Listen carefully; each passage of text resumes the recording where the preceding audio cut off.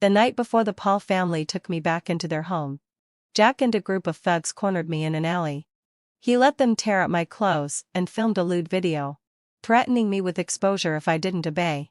And all of this was for that girl who had been wrongly embraced as the Paul family's daughter. Jack was worried that my return would disrupt her life. So, he gathered dirt on me in advance, making sure I wouldn't stir up any trouble. But in reality, Jack didn't have to do anything. Everyone in the Paul family already favored her. No matter what she said, the three of them believed her unconditionally. So when she fell, it was because I pushed her. When she failed her exams, it was because I had returned. When she shed a tear, it was because I made her cry. When she fell into the pool, it was undoubtedly my doing. In his attempt to avenge Rachel, Jack released the lewd video, and my reputation quickly crumbled. To salvage their own image, the Paul family severed ties with me, kicking me out in the dead of night. Soon after, a drunken man dragged me into an alley, where I was abused and died. Now that I had a second chance at life, my motto was simple: if I'm going down, I'll take you down with me. Nora, I advise you to behave, or you'll suffer some real pain. The moment my back slammed against the wall, pain surged through me. The familiar tone carried an unmistakable hint of contempt. The suffocating feeling of near death swiftly dissipated with those words. When my consciousness returned, I realized I had been reborn. For thugs held my limbs down, and Jack, standing by with his hands in his pockets, aimed his phone at me. I immediately recognized the situation. It was the day before the Paul family took me back. Jack had arranged for these thugs to trap me in this alley to record the humiliating video. And everything he did was for that false daughter, Rachel, the girl who had been embraced as the Paul family's heir. He feared that my return would take everything away from Rachel. He feared I would use the guilt of Paul's parents to drive Rachel out. He feared that someone like me, from the mud, would bully Rachel. He had a million fears for Rachel, and had naturally, a million times more hatred for me. What was humiliating me to him? He wished I had never existed. Wished to trample me into the dust. To him, I wasn't a long-lost family member, but a demon rising from the muck, intent on hurting the sister he had loved for over 10 years. In my previous life, after learning the truth, I begged him to delete the video, swearing I would never return to the Paul family or have anything to do with them. But Jack, far from being pleased, slapped me without hesitation. Don't think you can fool me. Don't think I don't know you're trying to use your retreat to advance, forcing Mom and Dad to drive Rachel away. Nora, you're truly vile. I warn you, better behave and stay in your position as the second daughter of the Paul family. But if you dare think of anything else, I'll release this video and show Mom and Dad what kind of person you really are. I'll see how you attend school, take exams, or make a living after this. From then on, whenever I did something he didn't like, or upset Rachel, he would use the video to threaten me. I thought that once the college entrance exams were over, I'd be free of the Paul family. But unexpectedly, because I performed better than Rachel and made her upset, he immediately released the video. Since it was a formal report from a brother, everyone online believed it without question. I went from being admired to being universally despised. Malicious speculations ran rampant, and numerous so-called insiders came forward to confirm my chaotic personal life. My phone number was leaked, and I received daily harassment and abusive calls. In order to salvage their reputation, the Paul family publicly severed ties with me and kicked me out in the middle of the night. I was penniless, and my phone was broken, so I had no way of calling a cab and had to walk slowly. But before I even left the wealthy district, a drunken man dragged me into an alley, where I was abused and left to die. This time, I had the chance to do it all over again. I was determined to drag Jack down into the abyss with me. With that thought in mind, I stopped struggling and focused all my gaze on Jack. He was right, struggling would only lead to more brutal beatings and might even excite their sadistic tendencies. If I remained still, I wouldn't face real harm. I wanted to see how Jack would watch, helpless, as his own sister was undressed before his eyes. I suddenly gave up the fight, and the thug with yellow hair sneered, "Oh, I thought you were a pure virgin." But you're giving up already? I coldly swept my gaze over each of them. I've memorized all your faces. Either you kill me today, or I'll call the police, and none of you will get away. Jack furrowed his brow, clearly displeased with my lack of cooperation. The thug froze while unbuttoning my shirt, then slapped me with disdain. Do you know who you're offending? Dare to call the police? If you do, I'll post this video online and let everyone see what kind of slut you really are. Well, you better remember to post it online. Distributing illegal videos is a crime. Illiterate. Maybe my expression was too calm, or my eyes too cold. The thug clearly seemed startled, his eyes betraying a hint of panic, but then, realizing he had been intimidated by me, he quickly slapped me again, retorting, "Who are you trying to scare? Do you think I'm afraid?" His bravado didn't mean others weren't scared. The man holding my right wrist hesitated. "Jack. We're just teaching her a lesson." "Maybe." Jack immediately frowned and shot him a cold glance. The thug kicked him and yelled, "Useless." Seeing the others waver, Jack's face grew darker, and his gaze toward me became more malicious. Jack looked down at me, his eyes filled with contempt. "Nora, if I want to do something to you, I can do it any time. I have plenty of ways to make you wish you were dead. Even if you call the police, having fulfilled my sigh, it won't matter." I mimicked his sneer. "What? You think you're some untouchable rich kid, daring to challenge the national authority? You're nothing but a bully, picking on the weak and afraid of the strong. A scum." Jack's face darkened. He put his phone away and slapped me twice. Then, "Maravilloso," gripping my chin forcefully. He spoke in a chilling tone. "Nora, you're just a shameless, uncivilized bitch. I don't care about our blood ties, so I'll never acknowledge you. You belong in the dirty gutters, just like a filthy rat. Today is just a warning. We'll meet again, and I'll make you regret ever being alive." With that, Jack released me and turned to leave. As soon as he left, the thugs let go of me. I seized the moment when they turned around, ruffling my hair, unbuttoning my shirt collar, tearing my pants, and pulling out a broken table leg from the side. This was the back alley of a residential complex. A dead end with no surveillance cameras, piled high with discarded furniture and appliances. I had to thank them for bringing me here. The lack of surveillance didn't just mean that what they did would go unnoticed, it also meant that what I did would remain unseen. In a few swift steps, I rushed over and kicked Jack in the back. He collapsed forward, crashing to the ground with a thud. Kneeling, taking advantage of the moment while the group of yellow-haired men were still stunned, I swung the stick, landing a blow on Jack's head. In my past life, I always thought Jack was cruel. Cruel in the things he said to me, in what he did to me. But now, I find him utterly naive. I had warned and threatened him like that, and yet all he did was slap me twice. I wouldn't just slap him back, I feared my hand would hurt. After the heavy strike, Jack immediately passed out. The yellow-haired group seemed to just come to their senses, charging at me. I screamed for help, swinging the stick a few more times before running toward the mouth of the alley. There was a street nearby known for its barbecue stalls. I had originally planned to pick up my brother from work, but unexpectedly, I was intercepted halfway. In my past life, after I failed to get to lewd to delete the video, I immediately thought of finding my brother to figure out a way to deal with it. But misfortune didn't come alone. By the time I arrived, I saw my brother had been struck in the head with a glass bottle. He eventually fell into a coma, becoming a vegetable. The reason I always obeyed Jack's every word in my previous life, and lowly served the Paul family, wasn't just because of the video, it was also because the Paul family could cover my brother's medical expenses. So when the Paul family came to take me back, I didn't refuse. And for that, I was ridiculed by Low. Especially since I had vowed the night before that I would never get involved with the Paul family.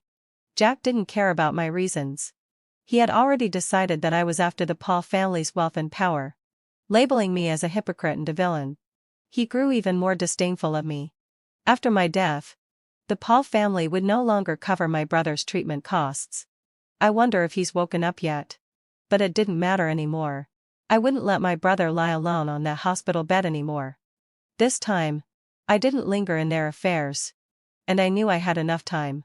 Sure enough, when I arrived, the two sides had just started clashing.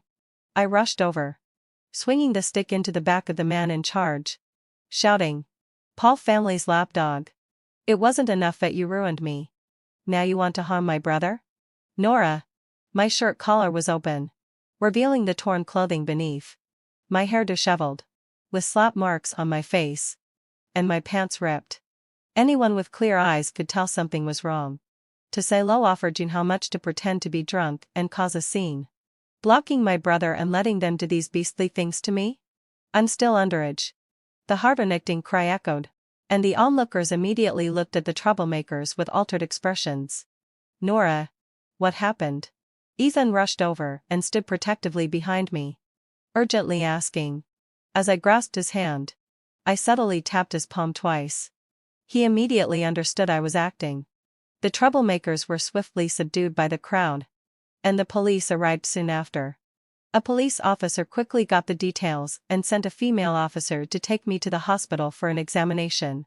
I glanced at the many phones in the crowd filming the scene as I was escorted into the vehicle.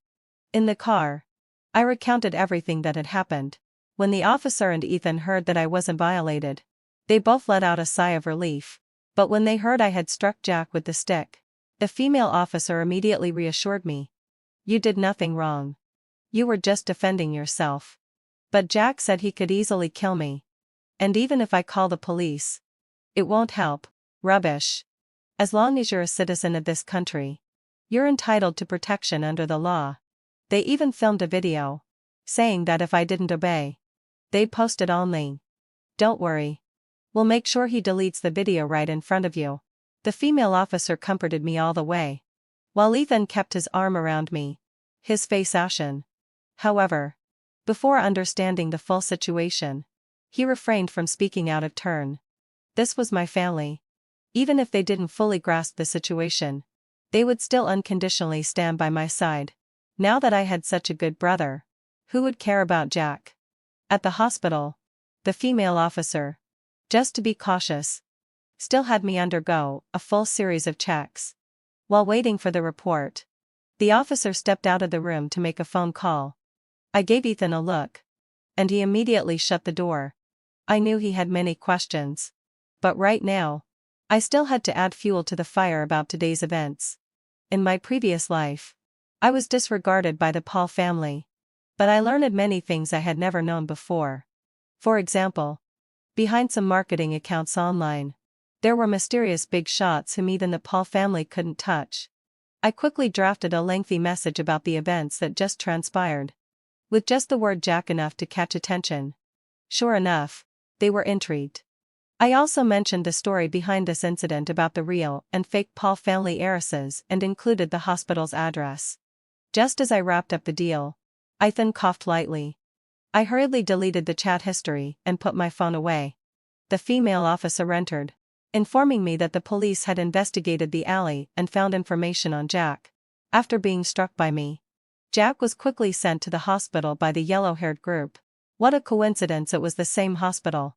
After offering more words of comfort, the officer left. I wasn't worried about any follow-up arrests. After all, the physical evidence was in Jack's phone. Once the room was clear, Ethan sat by the bed and asked, "What exactly happened?" Having known Ethan for over a decade, I couldn't hide anything from him. So I directly told him everything about my rebirth. I knew no matter how unbelievable it sounded, Ethan would trust me unconditionally. Just like the Paul family trusted Rachel without question. That's why, in my heart, I always made a clear distinction. The Paul family were never my family. The only family I had was Ethan. Nora. Are you stupid? When others insult you, you don't fight back. When others hit you, you don't hit back. But you weren't here. And I couldn't fight them back. Ethan's eyes immediately red, and as he pulled me into his embrace, his voice filled with guilt. "I'm sorry. I shouldn't be lying in a hospital bed. I should be protecting you. Nora. It's my fault. It's my fault. You're not to blame. It's me. It's me." Ethan's voice gradually faltered, his sobs growing softer at first, before he began to cry uncontrollably. How could you, Nora, have suffered so much? You must have been so scared when they dragged you into that alley. How could I not be there? How could I be lying here, unable to move? Nora, I'm so sorry. I didn't protect you. I failed you. Despite Ethan's cool exterior, I was the only one who knew he was a soft-hearted crybaby. When I was little and tripped while running, he would cry. When I fell off my bike, he would cry. When I ranked first in a competition, he would cry. The last time Ethan cried this hard was when our parents passed away. He held me the same way then, crying while vowing to take care of me forever. The next day, he went to school to apply for a leave of absence, telling me he would return to school only after I got into college. But when I saw the application, it was actually for withdrawal. He had given up his education to support me through mine. His grades had always been far better than mine, but he said he was the older brother, and it wasn't right for his sister to suffer. But we weren't blood related. Ethan and I were both orphans, not knowing where we had come from, and were adopted by Ethan's family. Ethan's family had once had a son, but he was abducted by human traffickers. They searched for him for years, but never dared move, fearing that if they did, their biological son wouldn't be able to find his way back home. 20 years ago, they found a baby boy at the place their son had gone missing. Unable to find the boy's parents, they sent him to an orphanage. A week later, they adopted him and named him Ethan. Perhaps it was fate. 3 years later, they found a baby girl at the same spot me. The elderly couple who had lost their son and the abandoned children formed a family and left together for over a decade. A year ago, the elderly couple passed away, and Ethan and I used all the money from his family to give them a proper funeral. Once again, we had lost our parents, but we still had each other. Had Jack not come into the picture, I never would have agreed to return to the Paul family. Jack once said something I completely agreed with: I don't care about blood ties. The only brother I acknowledge is Ethan. So I wouldn't hide anything from him. The road ahead, let's walk it together. The marketing account first posted about Jack and his men cornering me, guiding people to speculate about the truth behind it. After one night of fermentation, everyone online was speculating, and the topic remained hot. The details of Ethan and my family background were thoroughly investigated, and so-called insiders exposed that the Paul family had recently conducted two paternity tests. Suddenly, heading jostled the rumors of fake daughter versus real daughters sprang up like mushrooms after rain. I guessed the Paul family would come to the hospital soon. As expected, Mabel arrived at the hospital with 2 bodyguards. She rubbed her eyes, and her eyelids immediately reddened. Nora, my daughter. I finally found you. Fortunately, I was quick enough to dodge to the side, avoiding Mabel's hug. Otherwise, I feared that the moment she reached me, I might slap her straight across the face. Ethan took a couple of steps toward me, positioning himself protectively behind me. His eyes filled with suspicion as he stared at Mabel. I coldly looked at the tearful woman, my brow furrowing slightly. My parents have been dead for years. Are you just here for the publicity? Mabel had always prided herself on being a high society wife, holding herself in high regard. In my previous life, when I returned to the Paul family, her gaze toward me was filled with dissatisfaction and a touch of disappointment.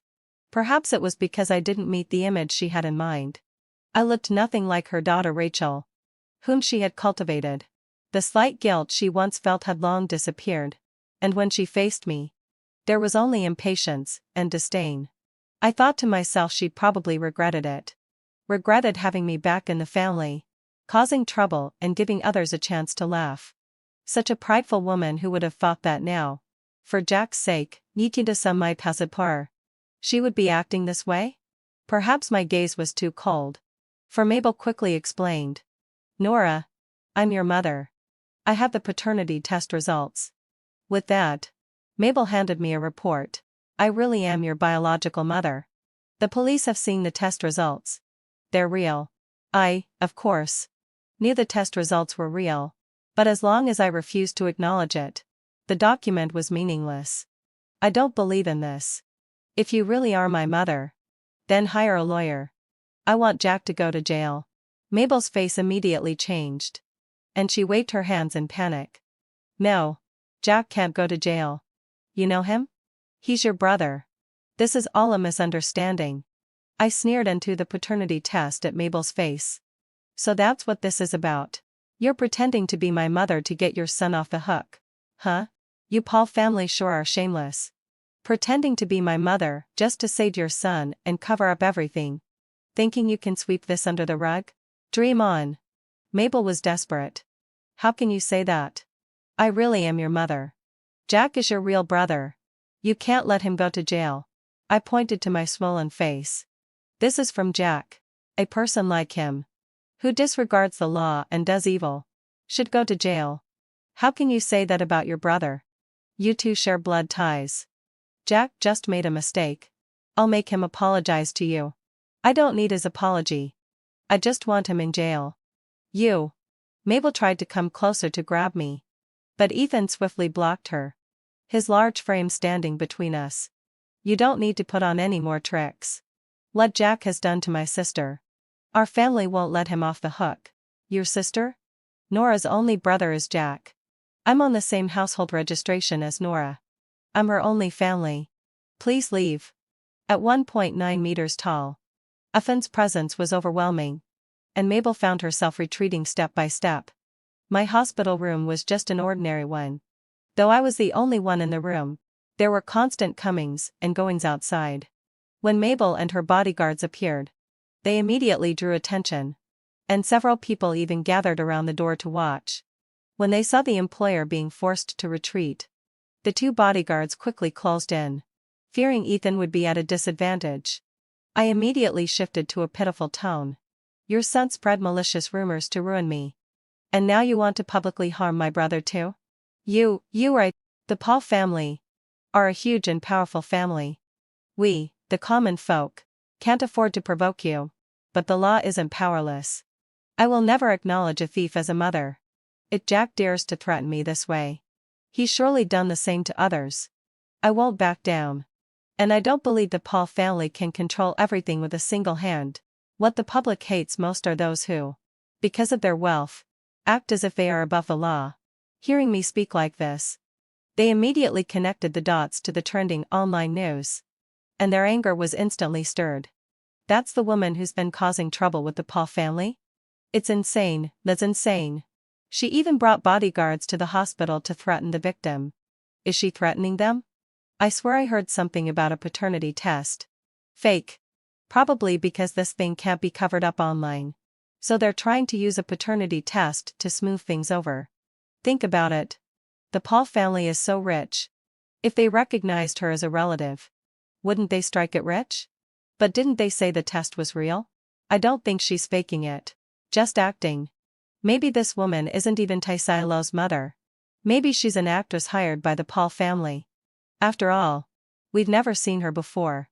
They'll trick her into coming back with them first. No way. They can do that? The poor girl can't agree to it. Going to the Paul family is like walking into the lion's den. The crowd chattered, immediately labeling Mabel as a fraud. Mabel was furious, her face turning red, but she couldn't say anything back. Older sister, how can you say such things about mom? The sudden voice drew everyone's attention. Rachel appeared in a white dress, her long hair flowing and slightly curled at the ends. Her innocent face the epitome of a pure, delicate flower. I wasn't surprised to see Rachel. She was always eager to stir up trouble and interfere with my relationship with the Paul family. Of course, she would show up. Rachel, what are you doing here? Mom.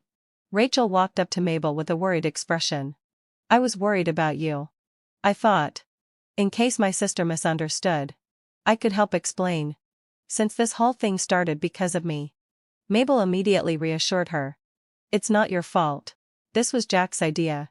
No. It's not. My brother did all of this because he was worried about me.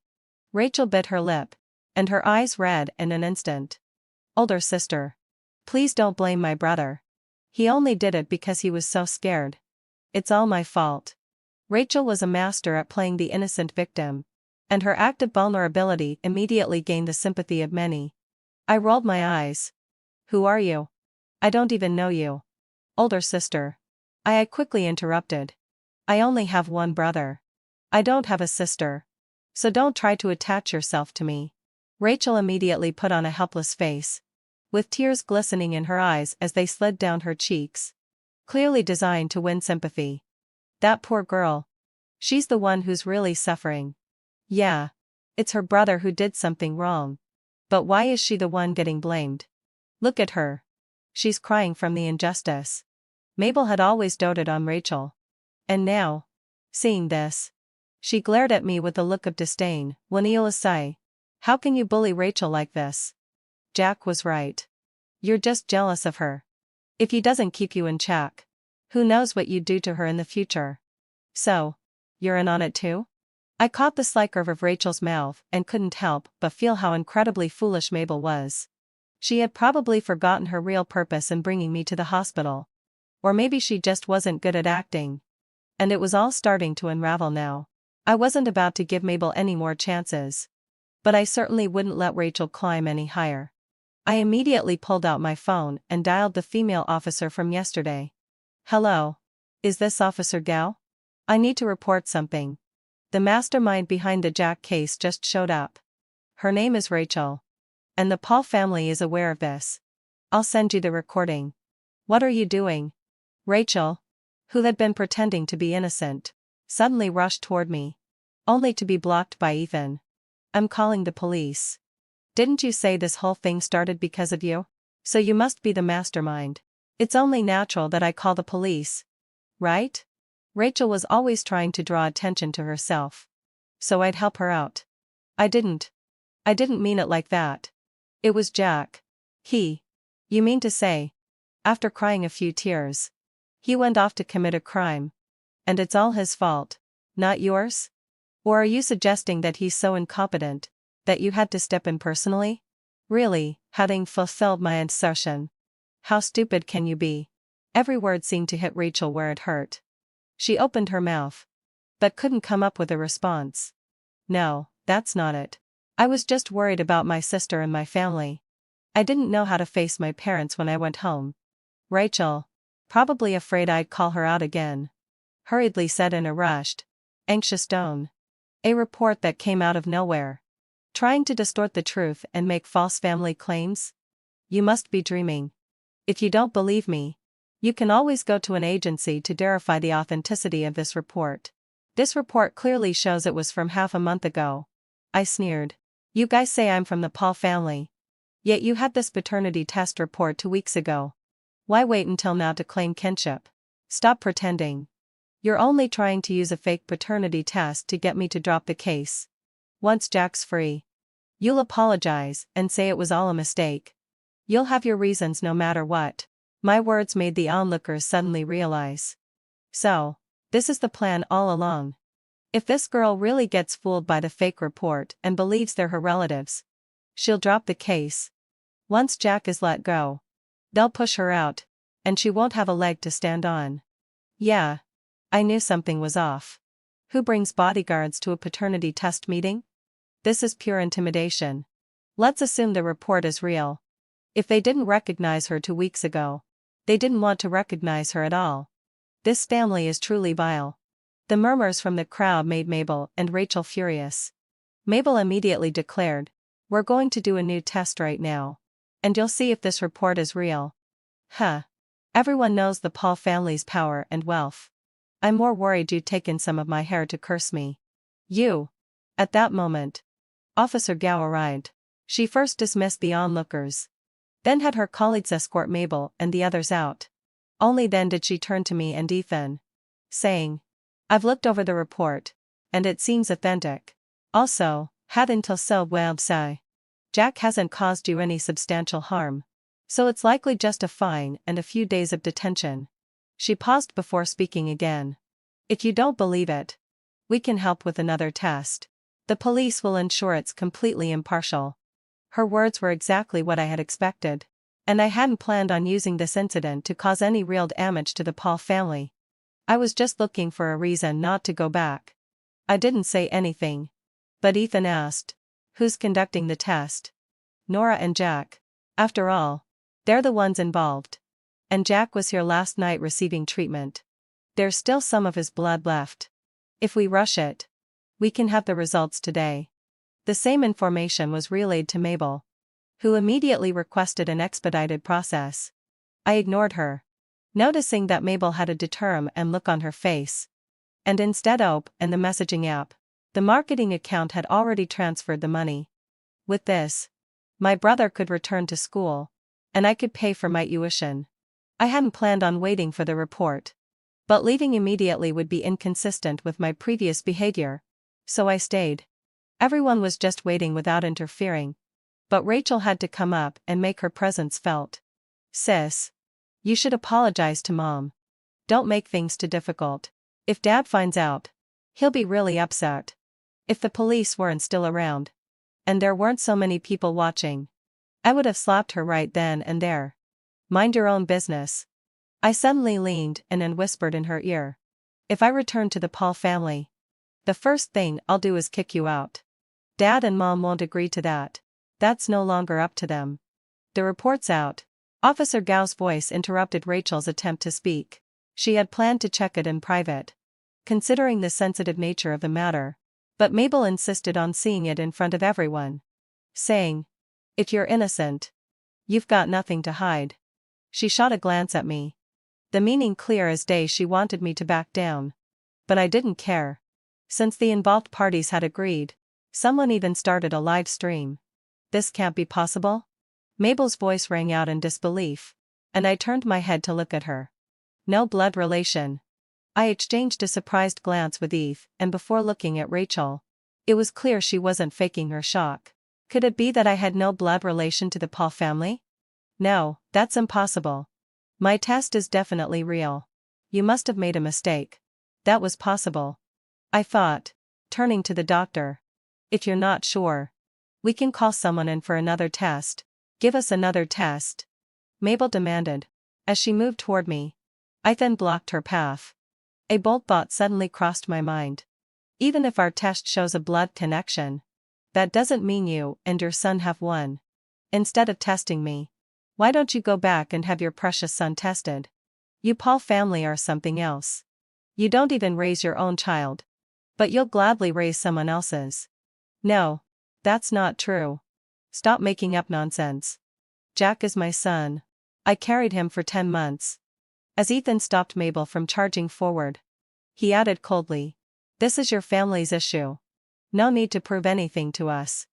I nodded in agreement. "Brother, let's go home." Whether or not Mabel would go for another test, Ethan and I went home. Once we were inside, Ethan couldn't hold back any longer. "Do you really have a blood connection to the Paul family?" I paused in my motions, thought for a moment, and nodded. Mabel must have confirmed it multiple times. Otherwise, Jack wouldn't have rushed here so angrily. But I didn't expect Jack to not be Paul family's child. This could be a coincidence the first time. But if two children are swapped, it's no longer just an accident. Could it be? Ethan hesitated and lowered his voice. "Is it intentional?" "It's possible. But it's not easy to switch kids from the Paul family, let alone twice. Unless there's an insider. Even if there's an insider, why would they swap the children?" I scrolled through the online discussions when a comment caught my eye. "Do you think these to have no blood relation to the Paul family? Or just to Mabel?" Ethan cocked his head, confused. "What do you mean?" I showed him the comment, and he sucked in a breath. It could be true. So, does this mean I have another biological brother somewhere out there? Though, maybe he's no longer alive. Ethan sighed, patting my head. "Everyone has their fate. Maybe he was adopted by someone else. Let's hope." After reflecting, I used the money from the marketing account to hire a private investigator to look into Paul's private life. 3 days after this incident, netizens had pieced together the truth. During this time, Officer Gao also called, saying Mabel had submitted Jack's hair for another test. The result confirmed there was no blood relation, and Mabel fainted on the spot. Someone even snapped a photo and posted it online. It seemed she wouldn't have time to trouble me anytime soon. I pushed my brother to prepare for school. And I began getting ready as well. Just then, the doorbell rang. Could it be Paul? When I opened the door, I saw a familiar yet strange face. The man, likely in his 40s, clearly carried himself like a wealthy person. Who are you? The man didn't answer Ethan but scanned the room before his gaze landed on the black and white photo of our adoptive parents. Ethan and I both immediately realized who he was. The adoptive parents had been searching for their son for over 30 years. But in my memories, he hadn't shown up in my past life. May I offer incense to them? I glanced at the bodyguards behind him, nodded, and pulled Ethan aside, letting him in. After lighting the incense, the man bowed slightly toward us. Thank you for helping send off my parents. Ethan and I turned slightly to avoid the bow. You don't need to thank us. They raised us for 20 years. Doing this is the least we could do. Still, thank you. If it weren't for the things that came out online a few days ago, I wouldn't have regained my memory. You lost your memory? He nodded, and I couldn't help but be stunned. What a twist of fate. This man is now called Luke, but his original name was Ethan. He was kidnapped by human traffickers when he was young and ended up being sold abroad, where he became part of a black market organ trade. But he was lucky. As soon as he arrived, the whole trafficking ring was busted. He was sent to an orphanage. And later, a Chinese family adopted him, giving him the name Luke, perhaps due to the bloodshed and darkness he experienced at such a young age. He lost his memory. And that memory loss lasted over 30 years. He completely forgot he was Ethan, forgot that he had parents. It wasn't until this trip back to China, when he was negotiating business, that he accidentally came across an online article revealing the story of me and Ethan. The familiar neighborhood. The familiar photos. The familiar words, everything triggered a deep sense of déjà vu. Then, let out a low sigh. Pain shot through his mind as long-buried memories rushed back. He remembered everything. He immediately began investigating his adoptive parents and, upon discovering that they hadn't given up on searching for him after all these years, he broke down. That's when he came here, to see them for the first time. After hearing the story, neither Ethan nor I said much. If anything, we could only say that life has its twists and turns. Ethan handed over the belongings of his adopted parents and a deed to the house to Luke. This was always yours. Now it's back where it belongs. If you're not going to live here, would you consider letting us buy it from you? Luke paused for a moment, saying nothing. Ethan didn't press the matter further, sensing that Luke might need some time alone. So, using grocery shopping as an excuse, we left the house. When we returned, Luke was gone, taking his adoptive parents' belongings with him. Ethan patted my head. His family is abroad, so he'll need to deal with the house here. I'll ask him if he'd accept installment payments. I shook my head. I have money. The compensation from the Paul family hasn't come through yet. I quickly called Officer Gao to ask when the compensation would be processed. To my surprise, I received a notification that the Paul family was going to make a live statement. I clicked on the link she shared, and there was Paul speaking confidently on a live stream. Mabel looked haggard, her eyes dull as she stared off to the side, while Rachel was made up with flawless makeup. Paul had two main points. First, urging everyone to protect their children and prevent human traffickers from getting to them. Second, stating that although Rachel and Jack weren't his biological children, after all these years, they had formed a bond, and they would remain with the Paul family. When asked whether he would recognize me, Paul appeared helpless. Nora doesn't have any ties with us. I doubt she'd want to return. Rachel added in a passive-aggressive tone. Older sister. Maybe a brother raised together from childhood would have a deeper connection. But their adopted parents have been gone for so long, and it's just the two of them left. It must be inconvenient. Hearing this, I knew she was deliberately manipulating the narrative, trying to steer the audience's perception of my relationship with Ethan.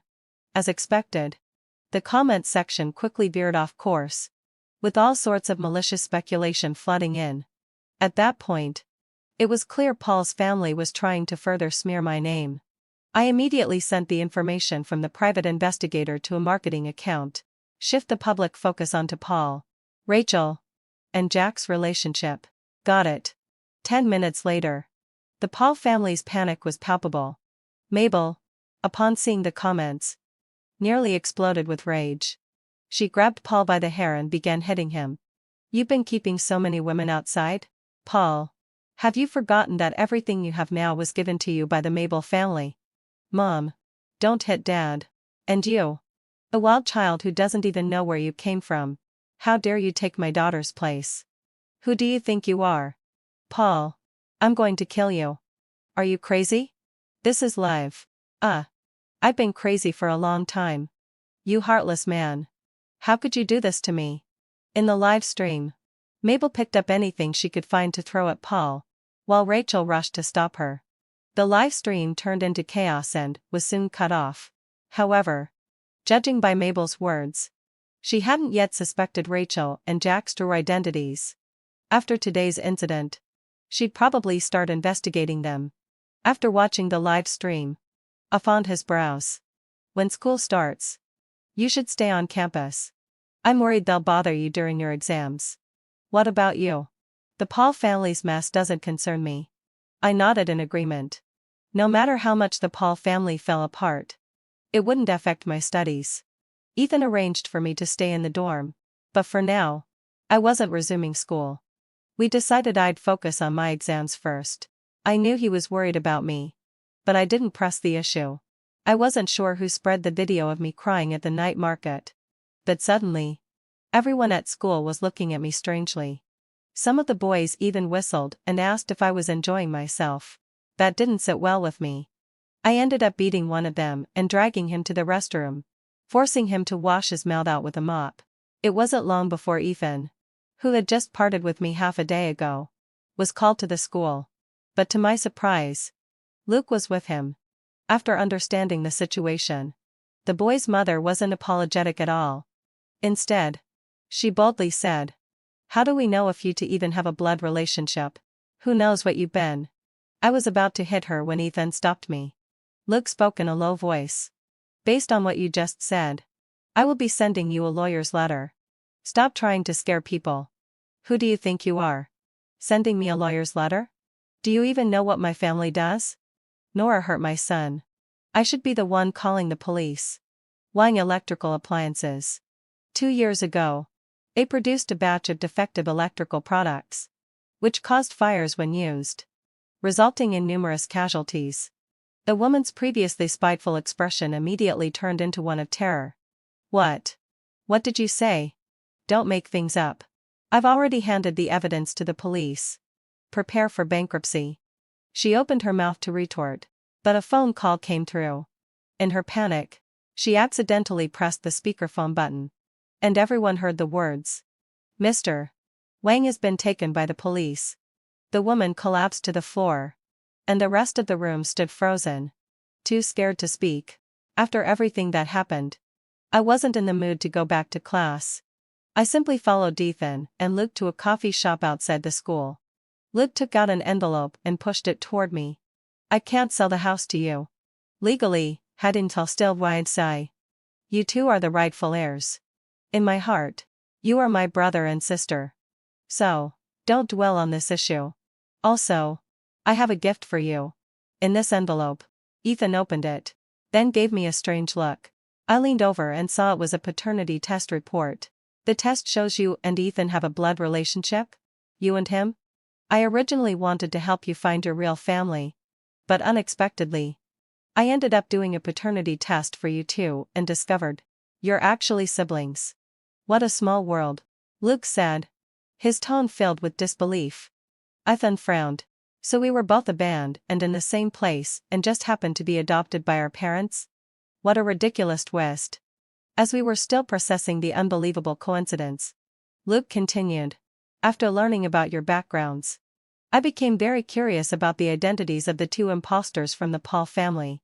So, I came up with a plan, obtained their hair, and had tests done with both Paul and Mabel's samples. Can you guess the results?" Ethan and I exchanged a glance and ventured a guess. "They're siblings. And they're related to Paul, but not to Mabel." "Not entirely," Luke corrected. "Rachel is indeed Paul's child, But Jack isn't. What? It didn't take long for me to put the pieces together. So, I have no blood relation to Jack at all. Exactly. Their test results are here. Whether you want Paul's family to know is up to you. I shook my head. Not yet. This is a game-changing blow. I need to pick the right moment. Ethan nodded. Right. They're not exactly stable. So we can't let them interfere with your exams. Is that all you're thinking about? Exams? Well, what else? You're in your final year of high school. If you're not thinking about exams, what else should you be focused on? I was speechless. To avoid any interference from the Paul family, Ethan agreed to Luke's suggestion to move. We relocated to Luke's large villa, and Ethan applied for home study privileges for me until the exams were over. Meanwhile, Ethan started learning how to handle company affairs from Luke. On the third day of the college entrance exams, Luke personally picked me up and dropped me off each day. He even lamented that he had never experienced the high school exams and expressed some regret. Afterward, Ethan told me that Mabel had come to the school to see me. Her main request was for me to return to the Paul family. Because Rachel was injured and had to miss the exam. If I returned, I'd definitely receive more attention. She also promised that if I agreed to return, Rachel would be sent away. But when Ethan asked about Jack's situation, Mabel hesitated and could only mutter, Nora needs her brother to back her up too. Otherwise, who's going to help her when she marries? Ethan wasn't interested in continuing the conversation and didn't bring up his own matters. I just don't understand. She knows Paul betrayed her. So why doesn't she divorce him? And why is she still trying to get you to go back and keep the Paul family peaceful? I wasn't surprised by this. Because she's used to it. She's gotten used to enjoying the life of a rich woman, relying on someone else's wealth. If she falls out with Paul, she'll have to go out and earn her own living. She can't get the life she wants from me. A daughter she never raised properly. Likewise, she might give up Rachel, but she'll never give up Jack. But if she knew about your true background, that might change. After all, her son is her pillar. Ethan frowned. So she's not resisting. She's just found someone else to depend on. I successfully got into university. And Luke decided to throw me a graduation celebration. His business in the country was doing well, and he invited many friends from the business world, including members of the Paul family. But since the Paul family had been in business for so many years, even though their stocks had dropped significantly in the past 6 months, the saying a dead camel is still bigger than a horse applied. Their presence wasn't a big surprise. What did surprise me, however, was that all 4 members of the Paul family showed up. They were just as shocked when they saw me. What are you doing here? This is a place you can just sneak into? Get out of here. Without a second thought, Paul stormed over to scold me. And the scene was almost identical to my past life. Tossy low. You're being too nosy, my brother said, pulling me behind him. Look at your status. 2 country bumpkins trying to mix in with the elites. Jack sneered, eyeing us with disdain, before speaking mockingly. Let me guess. You want Nora to try to hook up with Luke's adopted brother. Right? What a joke. Luke's adopted brother? That would be Ethan. Right? Jack's insults didn't bother me. But Mabel stood by, her face heavily made up, eyes glinting with a bit of schadenfreude. As if to say, see? This is what happens when you don't go back to the Paul family. I grabbed Ethan, who was about to lose his temper, and scoffed. Why does Tassilo think this? Did you Paul family have this idea in mind all along? I glanced at Rachel, who was dressed to the nines. She lifted her chin slightly, giving me a look of disdain. I heard Rachel didn't even take the college entrance exams. Do you really think anyone would be interested in her? What do you know? Rachel is a refined lady, raised by the Paul family. Not like you. A country bumpkin. Oh, a marriage tool raised over the course of 10 years. Now that's something I can't compete with. You're just jealous. You ugly thing. Good thing you didn't return to the Paul family, or you'd have stirred up trouble. I snorted. I couldn't care less about the Paul family. Jack, seemingly done with me, turned to call a waiter over and pointed at me. There are two people here who don't belong. Kick them out. The waiter glanced at Ethan and me before quietly speaking. Ethan. Nora. Is there anything I can help you with? The respectful tone left the Paul family members frozen in place. Jack couldn't believe his ears. What did you call them?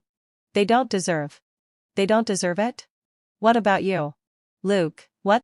Accompanied by a group of people eager to please. Walked over. Big brother. I greeted Ethan politely. And Luke nodded, introducing us to the others. These are the children my adoptive parents raised. My younger brother and sister. Today's graduation party is for Nora. As soon as Luke finished speaking, everyone immediately gathered around to congratulate me. How is that possible? The 4 members of the Paul family exclaimed in shock, drawing everyone's attention. Rachel had expected to seduce Ethan today, but she didn't realize that I was actually the host of this party. Jack, too, was taken aback. Paul wore a look of regret, but only Mabel, after her initial shock, was suddenly filled with joy. Nora, I'm your mother. I'm your real mother. Saying this, she tried to rush forward to grab my hand, but Ethan blocked her once again. This time, she couldn't hold back and started cursing furiously. Who do you think you are? Blocking me from acknowledging my daughter. Nora, look at him, he has bad intentions. He doesn't want you to recognize your real parents. It was him who stopped me from finding you earlier. Just look at him, he's nothing. You must trust me. Nora, I would never lie to you. At that point, Paul seemed to have finally realized what was going on and put on a fake smile. Nora, I'm your father. Your real father. He then turned to Ethan and snapped. Move aside. Don't stop us from recognizing our daughter. Otherwise, don't blame me for being rude. I looked at Jack and Rachel, who were left standing behind, and couldn't help but laugh. If I go back, what will happen to your precious Rachel? Pa. A wild child with no known origin. How dare she stay in the Paul family? I'll have her kicked out immediately. Although Paul didn't agree, he didn't object either. Rachel rushed up. Dad. You can't kick me out. I'm the eldest daughter of the Paul family. Yeah. Dad. I won't agree to Nora returning to the Paul family. I only recognize Rachel as my sister. Paul glanced at my expression and muttered under his breath. Shut up, Dad. I chuckled. Of course. You only recognize Rachel. After all, she's your sister from the same mother. Isn't she? Everyone froze for a moment. Then all eyes turned to Paul. Even he himself was stunned. Jack was so furious he nearly jumped out of his skin. You're talking nonsense. I'm Dad's son. I shrugged. A paternity test is a wonderful thing. You all should get one. What do you mean? Mabel froze for a second, then exploded in anger. You send my child away and expect me to raise your bastard daughter and son? Paul. I'll kill you. You heartless bastard. Mabel extended her claws and tried to scratch Paul. Paul was so stunned he didn't notice and ended up with a big scratch on his face. I was shielded by Ethan, stepping behind the bodyguards. Everyone just stood there, watching the drama unfold. Paul finally came to his senses.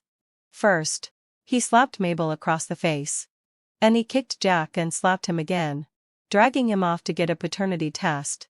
Rachel didn't dare stay and quickly chased after them. Meanwhile, Mabel, thick-skinned as ever, was still crying out for me. Nora, I only have you left. My Nora. I warn you.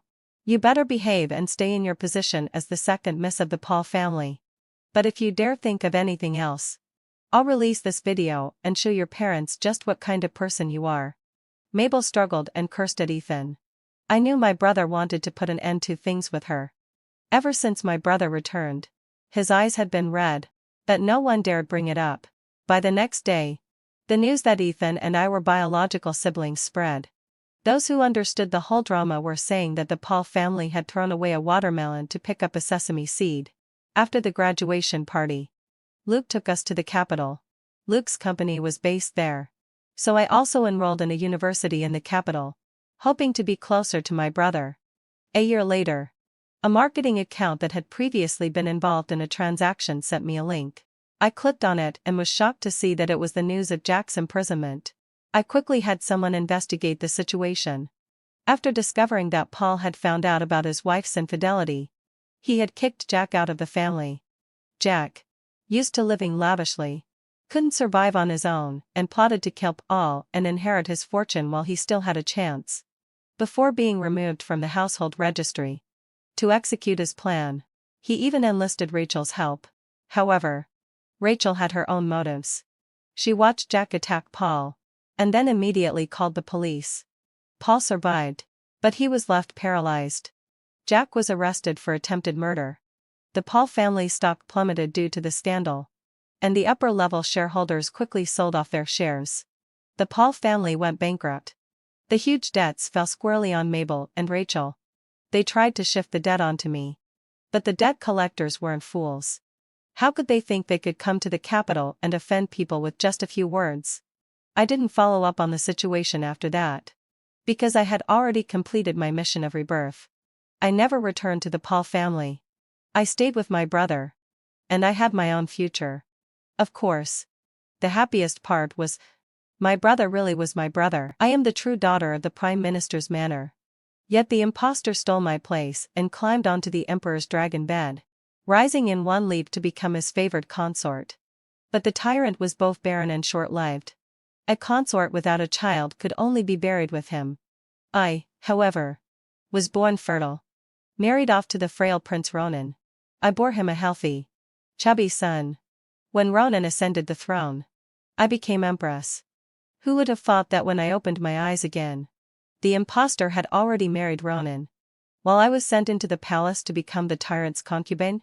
The emperor's gaze was cold and indifferent, showing no intention of favoring me. Inwardly, heading fulfilled lewd sigh. I grumbled, fine. So His Majesty is incapable. Still, I must conceive a child as soon as possible. At that very moment, the aloof tyrant suddenly lifted his eyes and looked straight at me. I knelt outside the emperor's bedchamber with the other concubines, waiting in line for the tyrant's summons. The Minister of Revenue's daughter, Zara, had just been carried in. Barely half an incense stick later, she was carried out again in tears. Her face streaked with rain and blossoms. No one dared speculate aloud what offense she had committed against the sovereign, for his moods were unpredictable. One wrong glance, and he might kill. The daughter of the Minister of War, Marin, stood in front of me, terrified out of her wits. She fainted outright and was dragged away by the eunuchs. Outside the hall, one could hear a pin drop. No one dared breathe too loudly. I couldn't help cursing silently. Truly a tyrant, he's even perverse in the way he favors his concubines. No wonder he's doomed to die young. Suddenly, the great doors of the bedchamber swung open. A figure in bright yellow strode out, his gaze sweeping the crowd. Who just spoke? The court ladies and eunuchs fell to their knees in terror. The chief eunuch stammered, Your Majesty, Your Majesty. No one has spoken just now. Inwardly, having fulfilled lewd session, I scoffed, Dog Emperor. Your ears are failing already? It's been quiet as a graveyard here. The tyrant descended the steps. His tall figure loomed against the light, until he stopped directly in front of me. I stared at his pale feet, not daring to raise my head. Then a slender hand seized my chin, forcing me to look up. For the first time, I saw the Emperor's face at such close range. Beneath the crushing pressure of his aura was a visage as radiant as spring blossoms, eyes gleaming like a sky of stars. Heavens! This tyrant is far better looking than Prince Ronan. The world calls Ronan unmatched in beauty, but clearly the Emperor is the true number one. The Emperor studied my tightly closed lips. Ben suddenly smiled. Whose daughter are you? Though I had no idea what had caught his attention, I answered honestly, having fulfilled my obsession. This concubine is the Prime Minister's daughter, Zara. He pondered a moment before saying, Come with us. Tonight, you shall remain in attendance. Watching his retreating back, I couldn't help my puzzlement. In my past life, the imposter Lyral had sung and danced before finally earning the Emperor's favor. This time, I hadn't even begun to perform. Or perhaps his true target had always been my wretched father's daughter, attended by palace maids. I soaked in a rose petal bath within the emperor's side chamber. Thinking of the coming night, a strange anticipation stirred within me. The short-lived tyrant has a beautiful face. I wonder what his body looks like? If it's as fine, then I won't have lost out. A sound at the door startled me. The emperor, clad in a moon-white sleeping robe embroidered with hidden dragons, stood there staring unblinking at me. Flustered, had he fulfilled my sigh? I seized a nearby robe to cover myself, then bowed respectfully. May your majesty be blessed with eternal fortune. Inwardly, though, I held the tyrant in sleeping robes. I must admit, he looks far better in white than in yellow. Later, I'll strip it off and see what lies beneath.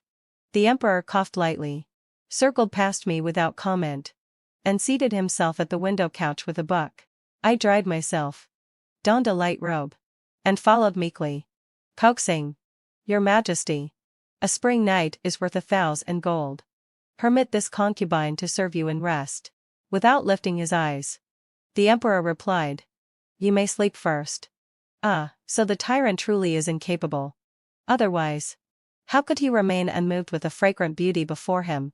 Should I suggest sending for a flask of the imperial infirmary's love-stirring wine? But would that wound his pride? The emperor raised his gaze to me, as though about to speak, but swallowed it back. Since you are not sleepy, then swap mosquitoes for us. My eyes widened. But are there not incense burners in the palace? The emperor sneered. We dislike the scent of incense. Your movements smell sweeter. Dog emperor. He's tormenting me on purpose.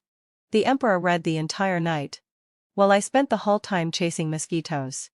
When dawn broke, I escorted him to court with 2 dark shadows beneath my eyes. He, on the other hand, seemed in excellent spirits. Damn it all. Could I be blamed for being too hasty last night? After all, in 3 years' time, every childless concubine is fated for the tomb. I had been the true daughter of the Prime Minister's household, lost outside for more than a decade. By the time I returned, the imposter had already become the treasured darling of my parents. I was nothing but a thorn in everyone's eye. Lyral enjoyed the best of everything, while I lived like a servant in my own home, enduring her endless bullying. In my previous life, when the imperial decree for palace selection came, everyone deemed me unpresentable and hastily married me off to the sickly Prince Ronan as a propitious bride, while Lyral usurped my place as the true daughter to enter the palace as the exalted imperial consort. Had it not been for the royal family's difficulty in producing heirs, and the tyrant's barrenness and short life, my son the sole imperial dragon seed would never have placed the sickly Ronan upon the throne. Yet Ronan proved no worthy match either. He named me empress only to wring from me every drop of childbearing worth, and in the end sent me to the grave with a poise and cup. In this life, Lyral may have married Ronan first, hoping to become empress and rule the harem as mother of the realm. But she is dreaming a fool's dream. As long as I conceive the emperor's dragon seed swiftly, once he dies, I shall be the empress dowager. Ronan will never again have the chance to ascend the throne. By palace custom, the daughter of a first-rank official who enters as concubine is allowed to return home to visit her family after her first night's attendance. Though I had truly spent the night swatting mosquitoes, to outsiders it appeared that the Prime Minister's daughter had received rare favors so much so that the emperor kept me alone for 7 nights in a row. Thus, I too was entitled to return home. I deliberately chose the same day as Lyral's homecoming, having inquired beforehand. To my surprise, the emperor himself chose to accompany me. The Prime Minister's family has raised such a daughter. Naturally, having fulfilled my obsession, we must see what lies behind it. I could not fathom his meaning, but seeing the entire household kneeling in fear filled me with delight. So marrying the tyrant does have its benefits. Now, you who once scorned me must bow at my feet. For some reason, the emperor did not command them to rise. Since he did not, I saw no reason to remind him. Among those kneeling, Lyral suddenly rolled her eyes and collapsed in a faint. I couldn't help grumbling inwardly, there she goes pretending again. Every time she pulled this trick, my parents grew more disgusted with me. I wonder if the emperor will despise me as well. Should I plead on her behalf? Your Majesty. Perhaps? The emperor cut me off. issuing his command. Everyone else may rise. Since consort Wu is frail, let her stay in the sun a while longer. She may enter once she wakes. I almost wanted to clap in delight. You call this man a tyrant? No sovereign could be wiser than him. The emperor's lips curved faintly. Only then did Lyral stir and slowly open her eyes. She turned toward me. Hatred written all over her face. Your concubine has been discourteous.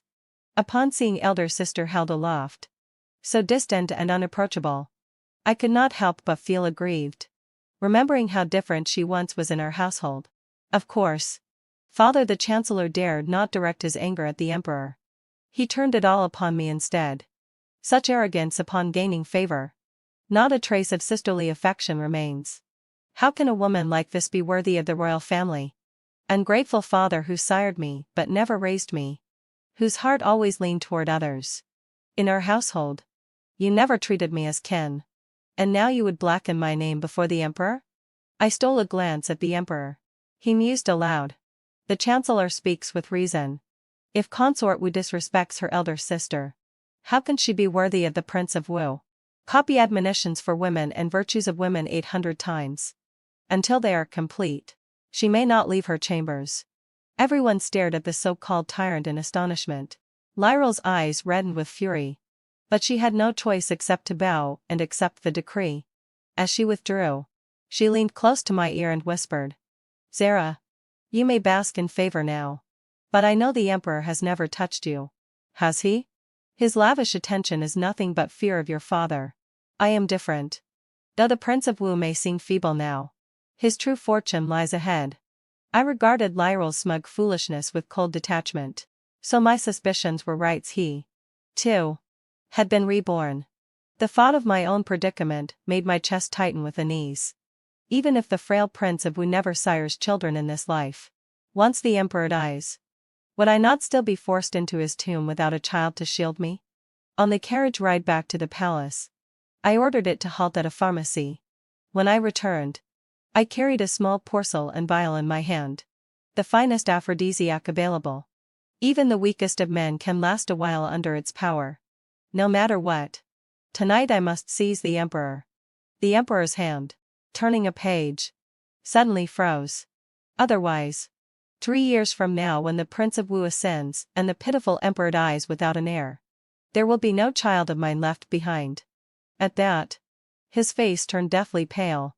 The emperor's eyes swept over every reaction in the room before he spoke again. His voice slow and heavy. Your Majesty, are you unwell? Someone asked. Oh no, no. Has the tyrant reached his limit already? I haven't even borne his child yet. Grinding his teeth, the emperor snatched the porcelain vial from my hand and flung it out the window. Tonight, I shall prove to you beyond doubt whether I am capable or not. That night, there were no mosquitoes. No concubines queuing for his favor. 3 times water was called for. And by dawn my voice was no louder than a mosquito's hum. Clearly, having fulfilled Fiancé, the tyrant was not incapable at all. But why? Then, why down a low sigh? Did he shun his concubines? Why had no heir been born throughout his reign? At dawn, he departed for court. And I was summoned by the Empress Dowager to Xianing Palace. I had scarcely reached the threshold when I heard laughter inside the Wu Prince and Lyral's laughter. The more often you visit the palace, the happier this widow feels. The Prince of Wu is the most considerate, more like a son to me than the emperor himself. The moment I entered, the mirth died. The Empress Dowager sat upon the main seat, casting me a sidelong glance. She ordered a maid to bring forth a steaming bowl of contraceptive brew. The emperor is bird and with state affairs. As his concubine, you must not beguile him into distraction. I hear you detained him all last night. Unseemly. Drink this at once. Now is not the time for him to beget heirs. I stood frozen in shock. In my past life, I had rarely entered the palace. Whenever I saw the Empress Dowager, I merely thought her a stern old woman. Never had I imagined it was she who barred the emperor from having children. Lyral rose and took the bowl, carrying it toward me. Elder sister, Her Majesty speaks from a heart of kindness. Drink it.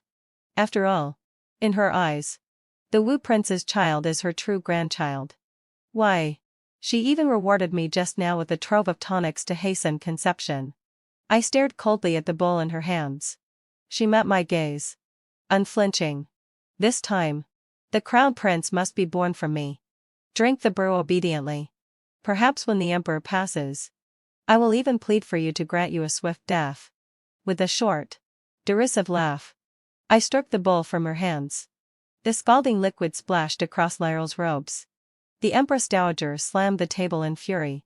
Insolence. Lyryl bore the medicine with good will. And you dared harm her?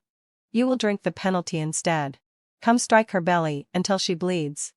Several burly matrons seized me. A eunuch's voice rang from outside, His Majesty arrives.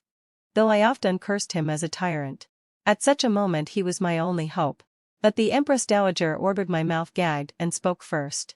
Emperor, this concubine of yours has shown me disrespect, and even assaulted me. She must be punished severely. To uphold the virtue of the harem. Wretched hag. Crying fell first. You only seek to rid the emperor of his child. How could she favor the Wu prince so openly? Are they not both her sons? She treats the emperor as if he were not her own at all. No wonder his temper was so volatile. Poor man, when he died in my last life. The dowager shed not a tear, but welcomed the Wu prince as the new emperor with joy. I almost pity him. The emperor's face grew darker and darker. Yet the dowager's smile only widened. Emperor, why not send this concubine to the office of severe punishments as a lowly slave? Let her serve as a warning to all. The emperor gave a cold, mirthless laugh. Mother, how considerate you are of your son. Seeing him appear to side with the dowager, the Wu prince eagerly added. Elder brother has ever been filial. Such a woman who disrespects mother should be mutilated into a eunuch's fate that would venture anger. Lyryl clapped her hands in delight, her laughter spilling without restraint. I'm afraid Zara cannot be touched. She already carries my child. The words stunned everyone present and even me. But wait.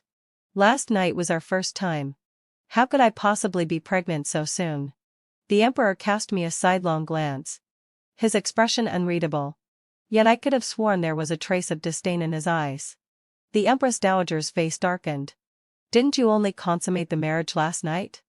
Emperor, do you take me for a fool, lying just to shield this low-born woman? The emperor merely shook his head. Zara and I have long been bound in affection. From the very day she entered the palace. We already shared a night together. Huh. For a tyrant. He lies with remarkable conviction, no worse than the scheming consorts of the harem. Still, since his lies are to protect me, he doesn't seem half as detestable now. With a sharp glance at the matron holding me down, the emperor made her falter and instantly release me. I yanked the gag from my mouth and flung myself into his arms. Your Majesty. Oh heavens. I must admit, he was breathtaking just now. Suddenly, I don't want him dying in 3 years at all. The emperor smiled faintly, but in the next breath his expression chilled. He turned toward Prince Wu. Prince Wu, you seem to have too much idle time. Do not bring your princess consort. He began to wag her tongue before the Empress Dowager. In the presence of such imperial authority, the frail Prince Wu seemed to shrink lower still. He dared not answer. And so the Empress Dowager's fury rose first. What insolence! I favor Ronan and his wife. Why should I not summon them to keep me company? The emperor sneered. Summon them if you must. So long as mother ceases troubling Zara. She bears the heir to the throne. For her merit, I hereby elevate her to Zara, exempt from all further courtly greetings. Behind Prince Wu, Lyryl spoke up with feigned casualness. Sister's pregnancy came so suddenly. Has a physician even confirmed it? What if it's a mistake? The Empress Dowager's eyes lit with malice as though struck by a reminder. She glanced at my belly with venom. Yes, I didn't fulfill my obsession. Some and the imperial physicians. I must see for myself whether this Zara truly carries the imperial seed. The emperor drew me behind him. Only divine physician's son is permitted to examine this child. If another were careless and caused harm, who would bear the responsibility? His twisted reasoning left the Empress Dowager speechless. After all, who in the palace dared drag the emperor's beloved concubine aside to check her womb? The old witch's livid serves her right. She doted on her younger son and treated her firstborn like dirt. Never thought this tyrant and I would end up kindred spirits, both cursed by unfair families. Seeing the emperor's fierce protection, Lyra's face grew darker still. As he led me away, the emperor shot her a cold glance. I hear you are but the adopted daughter of the prime minister's manor. Then you should remember your place. For repeatedly slandering your elder sister. 20 slaps. I'll also have your jade identity plaque corrected to adopted daughter, and proclaimed to the realm. Lyra collapsed to the ground. Prince Wu's face turned ashen. In the noble clans, lineage was everything. Lyra had long flaunted herself as the prime minister's daughter, though in truth she was a bastard child of a servant. With her plaque amended, all of Prince Wu's household would suffer shame. Back in the emperor's bedchamber. Worry not at me. I confessed in a small voice, Your Majesty. I truly have no child in my womb. The emperor drew the curtains himself, turning back with a strange gleam in his eye. Which is why we must hurry. Before I could parse his words, the world spun. He had swept me into his arms, and onto the dragon bed. Good grief. I'd better find the tyrant some male weakness medicine soon, or I won't survive this pace. His face darkened at the thought. And what followed was an even fiercer storm. The harem soon believed I was with child. All my meals were tested by the imperial infirmary before I was allowed to eat. But one day, after taking the prescribed medicine to stabilize the fetus, I was seized with unbearable abdominal pain. The Empress Dowager stormed into my chambers with Lyra at her side. Shameless Sarah. Feigning pregnancy to disrupt the court. I had decided a new crown prince shall be chosen from among the imperial clan to steady the realm. My heart lurched. His Majesty is still young and strong. Even if I am not pregnant, he will surely father a son of his own. Why must the heir be chosen elsewhere? The Empress Dowager sneered. Whether the emperor can sire children, I know better than you. Guards. Seize Era. So the Empress Dowager drugged the tyrant to make him sterile. That would explain why he's never had an heir. Enough. Mother. I've said it before, Era is pregnant. She must not be disturbed. The emperor arrived just in time once more. The Empress Dowager laughed coldly. Even if she were, 1 cup of miscarriage draught would erase it. Emperor. For the stability of the realm, I have already chosen a crown prince. We will enthrone him soon to reassure the court. Prince Wu entered carrying a 2-year-old boy, with ministers gathered behind. Brother. This is the grandson of Lord Liu Yang. His parents are both deceased, making him most suitable for adoption under your name. Poisonous woman. Treacherous son. To bring in a stranger's child as emperor, doesn't that mean the empire will always remain in their grasp? Then even if I bore a dragon heir, he'd meet the same fate. Perhaps the tyrant must not die after all. The emperor's lips curved in an oddly tender smile. I suddenly thought, even if he does die, it should be after my son grows old enough to rule. Then I'll be the Empress Dowager myself. The emperor's face fell instantly. Very well. Mother. Prince Wu. Are you so certain Zara carries no dragon seed? Guards. Some and divine physician's son, let him take her pulse. The physician arrived swiftly, laying his fingers upon my wrist with a calm expression. Your Majesty. Her Grace's pregnancy is strong and secure. The Empress Dowager and Lyra exchanged a glance. Horror mirrored in their eyes. Impossible. Physician's son. Do you dare falsify a diagnosis? Fools. Thanks to my and the tyrant's tireless efforts, I was already pregnant. The miscarriage draft? That was our ruse. Without feigning poison, how else would the true culprits reveal themselves? And sure enough, one by one, all the disloyal have come crawling into the open. The Empress Dowager muttered to herself. How can you have a child? When you were little, I clearly. She cut herself off abruptly, lips snapping shut. I sighed inwardly, so the Empress Dowager has been drugging the tyrant since his youth. Fortunately, I was born with a body suited for bearing children. Even the weakest of men could sire heirs with me. The Empress Dowager clamored, accusing imperial physician's son of falsifying his diagnosis. Unwilling to believe, the emperor let out a cold laugh. Summon the Grand Princess to verify Zara's condition. The Grand Princess was the emperor's grand aunt, sister of the late emperor, a woman who had never married. She was fiercely protective of the imperial bloodline, highly revered among the royal clan. When she entered, she cast a faint glance at the Empress Dowager, then extended her hand toward me. Good child. You've suffered. Come with me into the inner chamber. With the Grand Princess as witness. No court official dared voice further doubt. As she departed, the Grand Princess shot the Empress Dowager a glare. This dynasty belonged to the Emperor's house, not the Wang family. The Empress Dowager's face turned ashen. She dared say no more. The Emperor gazed tenderly at my belly, as though beholding a peerless treasure.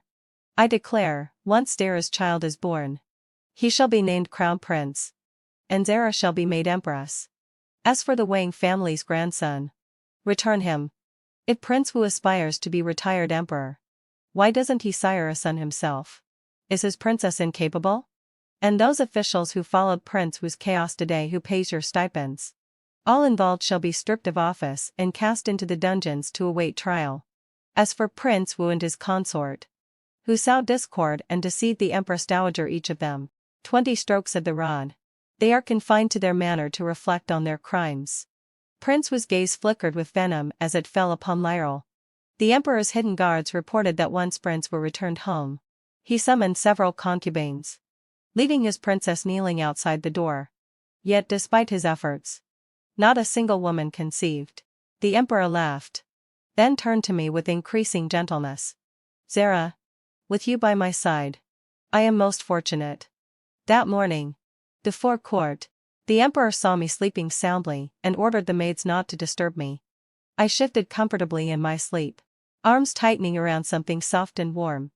When I opened my eyes, it was Prince Wu. Seeing me awake, he swiftly covered my mouth. Don't shout, or your reputation will be ruined. I met the gaze of this former husband of mine, his eyes burning with greed, and felt not the slightest ripple in my heart. Prince Wu was a coward, forever hiding behind the Empress Dowager and Lyril. He wouldn't dare harm me now. We're both daughters of the Lyril family. Why is it you can conceive the Emperor's child, but Lyril cannot bear mine? It must be her bloodline to lowly. Zara, you were meant to be mine. Marry me. Bear me sons. And with them I shall ascend as emperor. You'll be my empress. What could be better? I was stunned by the sheer absurdity of his thinking.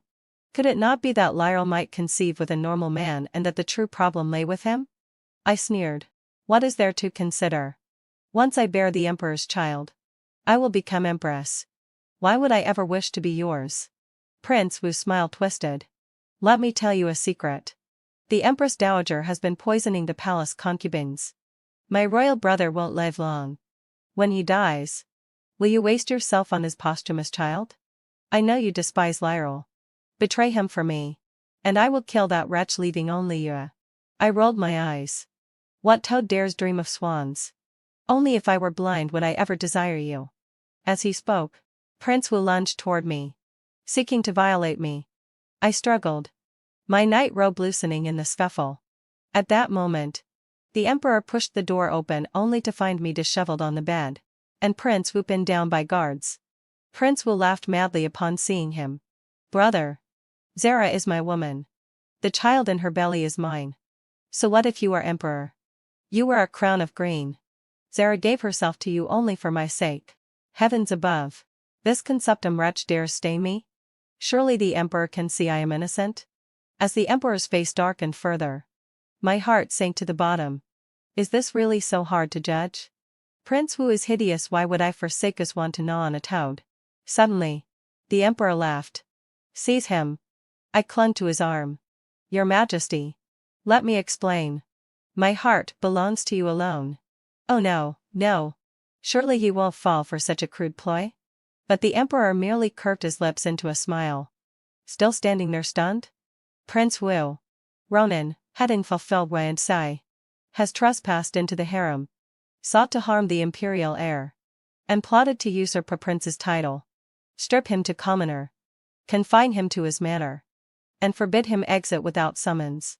Prince Wu's eyes filled with disbelief. Zara, save me. Save you? Dream on. Go die already. The Emperor suddenly pinched my puffed cheeks.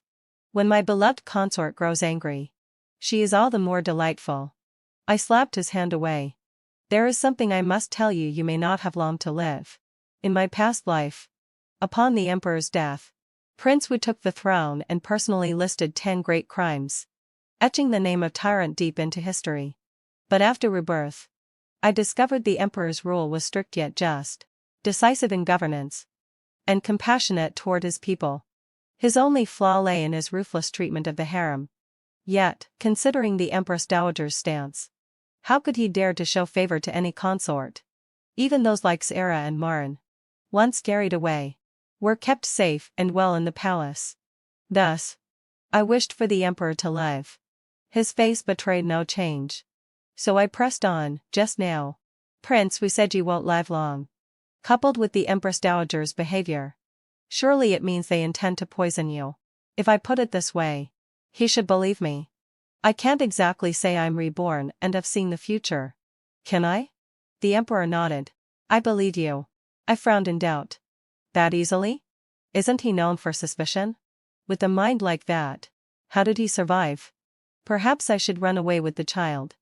Then he ground his teeth. I don't believe everyone. I only believe you. He told me he had long kept his guard up, first against the consorts, and recently, thanks to me, against the Empress Dowager as well. After he assured me repeatedly that he would not die young, I finally allowed myself to rest and nurture the child. For a time, the Wu manor remained quiet, and the Chancellor's estate as well, until the day I was about to give birth, when a palace maid rushed in with panic. My lady, it is dreadful. Zara's father has risen in rebellion. The ministers beg His Majesty to take your head as an offering for the troops. Outside, the clash of steel rang out. At that very moment, pain seized my belly and my waters broke. Where is His Majesty? The palace maid nearly fainted with fright. His Majesty is in court deliberations. His Majesty said, the Prime Minister's manor is the Prime Minister's manor, and Her Grace is Her Grace. The manor has never treated Her Grace as a daughter. So now she has nothing to do with them. Her Grace is about to give birth, they'll go fetch him. Just as she dashed into the courtyard, a whistling arrow pierced her back. The young maids inside the chamber screamed in terror. Summoning all my strength, I cried out, don't make a sound. Go into the inner room. We must deliver this child first. Heaven had granted me a body born to bear children. The labor, though hard, ended in success. It was a boy. The door was suddenly kicked open. Lyral stood there, cradling an infant in her arms. Her lips twisted in a cold sneer. Sister, you never expected this, did you? Father has risen in rebellion. He freed me and Prince Wu. Prince Wu is already with the Empress Dowager. Tell me, if I swap the deformed wretch in my arms with your newborn, would His Majesty be able to tell the difference? All the maids who had served me were already slaughtered by Lyral. My son was taken to a side chamber. In his place, a misshapen infant covered in hair was laid beside me. Hatred blazed in Lyral's eyes. Why is it that in your past life, you bore Prince Wu a fat, healthy son, while I, after swallowing countless secret medicines for a year, could give birth only to this creature, neither man nor beast? Yes, having fulfilled my ancestor, this monstrous babe is mine and Prince Wu's. But now, he is yours. You bore a monster to the emperor, an ominous sign. You should abdicate. As for your real child, Prince Wu and I will raise him. From now on, he will call me mother. Huh. I looked at the wheezing, hair-covered infant beside me and sighed. Prince Wu was born frail. Without a naturally fertile woman, he could never sire a healthy heir. And Lyral, in her desperation for a child, had poisoned her own womb with those secret medicines. The emperor arrived sooner than I had dared hope. By then, with full buoyancy, I was gagged and bound to the bed, the deformed infant wailing at my side. Lyral smirked when she saw him. Behold, this is the woman you favor above all others, bearing you a monster. Heaven itself punishes you. I struggled helplessly, my heart pounding with terror. What if he, in a fit of rage, smashed the child to death and ran me through as well? Inside, I screamed with all my soul, this is not our son. Our child was taken to the side room. This freak belongs to Lyral and Prince Wu. The emperor glanced once at the malformed babe, then sighed and shook his head. Zara, you disappoint me greatly. Delight flashed across Lyra's face. Your Majesty. My father's army now surrounds the capital. You cannot touch me. Kill this wretch before me, and I will beg my father to spare your life. Your looks are not without merit. I have long coveted them through 2 lifetimes. At least let me taste. She never finished. The Emperor's blade had already pierced her throat. His guards slaughtered the followers she had brought. Zara. You disappoint me still. He said coolly. Why a son? I had hoped for a daughter first. The gag was torn from my mouth. My first act was to seek my child with my eyes. How did you know this monster was not ours? His lips curved in smug amusement. Because my child with you could never be so ugly. Staring at Lyra's corpse sprawled on the ground, I asked. My father has risen in rebellion. And you killed Lyra. We have no hostage left. The Emperor smiled as though he had foreseen all. My queen. Do you think I idled while you carried our child? I have long known of your father's disloyalty. That is why I summoned his daughter into the palace. Who would have guessed you, and he were never truly of one heart. As for your wretched sire, he is already in my custody. A strange unease gripped me. Why does it feel as if the Emperor knows too much? At that moment, a shadow guard arrived with news. The Empress Dowager had led Prince Wu into the main hall to ascend the throne. A sip of ginseng broth restored my strength. When the Emperor and I entered the hall, Prince Wu was already clad in the imperial yellow robe. The Empress Dowager, upon seeing us, thundered in rage. Heaven has delivered punishment. You two bore a monster, how dare you still claim the throne? My Ronin alone bears heaven's mandate. I ordered a maid to bring forth my son, and presented him before the assembled court. This is the crown prince born of me. As for the monster, it belongs to another. Prince Wu, do you dare drip blood upon that child to test the truth of kinship? Prince Wu blanched. He knew that my safe return meant Lyra was already dead. Impudence. I am the Emperor now. Who dares take my blood? Prince Wu may wear the dragon robe, but he looks nothing like a crown prince. How much more majestic is my child's true father? The Emperor's lips quirked as he faced the Dowager and Prince Wu. Mother. One thing I have never understood. Why, though I too am your son, have you treated me so much worse than Prince Wu? You poison my food and drink to weaken me, just so he might ascend the throne. For what reason? The Empress Dowager forced a show of composure, her voice trembling with rage. Because you are unworthy. You are a tyrant. My Ronin is merely frail of health, and thus failed to win your father's favor, but in every other respect, he surpasses you. If you have even a shred of filial piety left, surrender the throne to him. Otherwise, when I pass into the earth, I will denounce you before our ancestors as unfilial. This Empress Dowager is absurdly biased. Just because her younger son was sickly, she bends all justice for him? Emperor. I support you tearing this wretched mother apart. The Emperor did not appear wounded by her words. His tone remained steady, edged with ice. Ever since you sought to destroy Zara's child, I realized you do not truly favor Prince Wu. What you loathe is me, my bloodline. My father. The late Emperor himself. I traced the trail of those you silenced. And a few old survivors told me the truth. Prince Wu is no son of my father. He is a bastard dear child with another man. Whence ever alleged attendants were brought forth as witnesses. The Empress Dowager collapsed to the floor, her face twisted with unwilling despair. Why?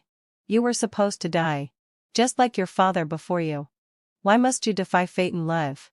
The Emperor let out a low, cold laugh, gathering me and our son firmly into his arms. Because I have a family. The silence outside the hall was so absolute that a pin dropping would have been heard.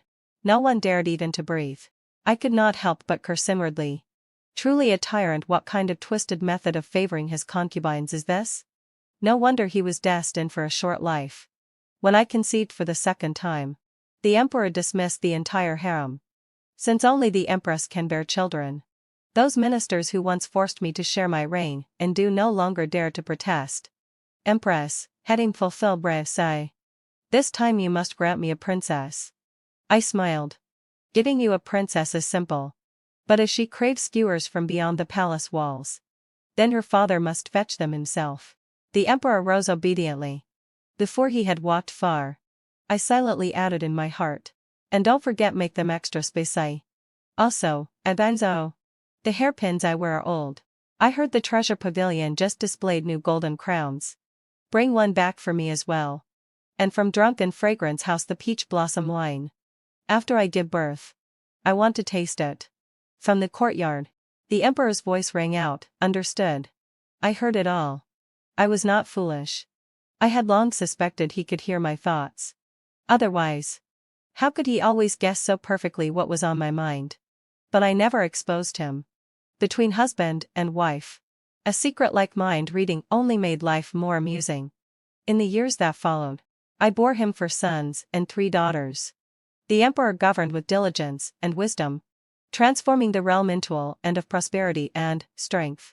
When the crown prince came of age and assumed rule, the emperor and I journeyed across distant lands together. Wherever we went, people often noticed, though I spoke not a word. The emperor would come to me, fulfilling every unspoken wish with tenderness. All praised in admiration. Behold how the retired emperor cherishes the empress dowager, such devotion, such care. The end.